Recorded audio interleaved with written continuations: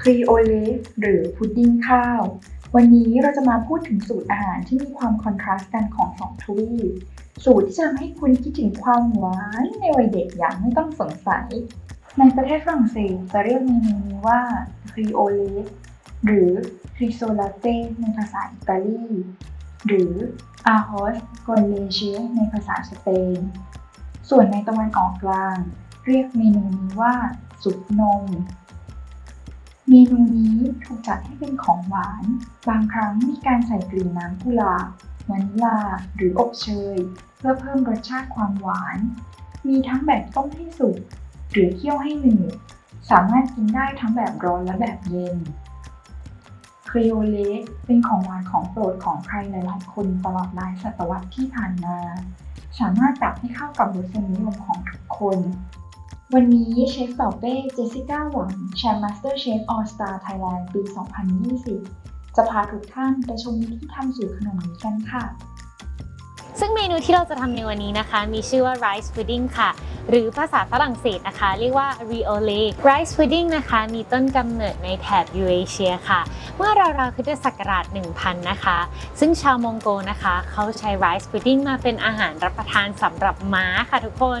แต่ในสมัยโรมันโบราณนะคะ rice pudding เนี่ยถือว่าเป็นอาหารที่เอามาใช้เป็นยานะคะรักษากระเพาะค่ะต่อมาระหว่างศตวรรษที่ 1-7 ชาวไบแซนไทน์บริโภคเป็นอาหารจำพวกที่มีรสชาติหวานอมเปรี้ยวแต่ในยุโรปตะวันตกตั้งแต่ศตวรรษที่ 13-15 เขานำมาใช้เป็นทางการแพทย์ค่ะ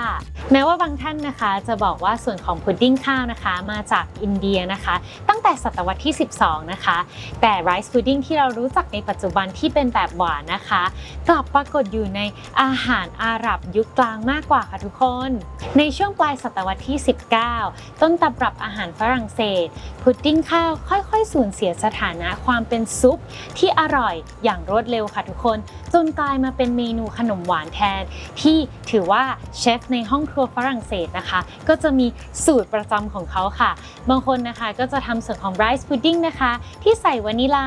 แอปเปิลเมอแรงนะคะแล้วก็ราดด้วยซอสแอปริคอตแต่ก็มีบางท่านนะคะที่ใช้ส่วนของมะนาวน้ำส้มดอกไม้นะคะหรือบางคนแม้แต่เปลี่ยนสีของไรซ์พุดดิ้งเป็นสีดำเลยค่ะโดยการใช้โกโก้และช็อกโกแลตเลยทำให้ส่วนของเมนูไรซ์พุดดิ้งนะคะเป็นเมนูขนมหวานที่ขาดไม่ได้ตลอดหลายปีที่ผ่านมาในฝรั่งเศสค่ะ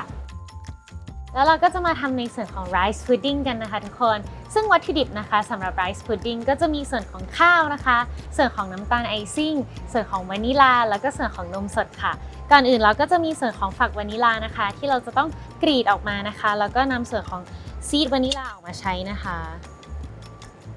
เมื่อเราได้ฝักวานิลาแล้วนะคะตอนนี้เราก็จะมาตั้งหม้อกันค่ะก็จะมีส่วนของนมสดนะคะ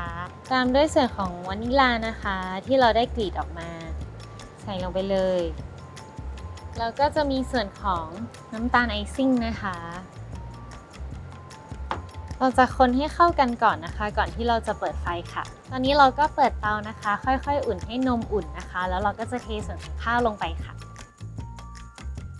ก็ระหว่างที่เรารอให้นมอุ่นนะคะเราก็จะคนไปเรื่อยๆนะคะเพื่อให้น้ำตาลไอซิ่งที่เราใส่ลงไปนะคะค่อยๆละลายค่ะ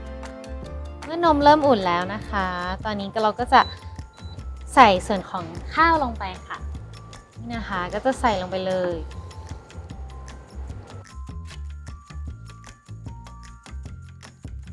แค่นี้นะคะในส่วนของ rice pudding ก็เสร็จเรียบร้อยแล้วนะคะทุกคนขั้นตอนการทำนะคะไม่ยากเลยนะคะเราจะต้องแค่ใช้เวลานิดนึงนะคะในการคนไปเรื่อยๆนะคะแต่เมื่อเสร็จแล้วนะคะก็จะได้กลิ่นหอมแบบนี้เลยนะคะเดี๋ยวเราจะมาจัดจานกันค่ะ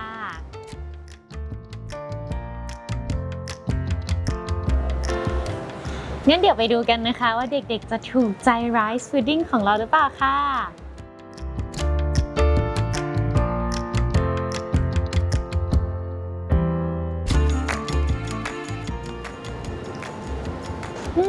มันทำให้อบเป้นึกถึงรสชาติแสนหวานของวัยเด็กของเป้เลยค่ะ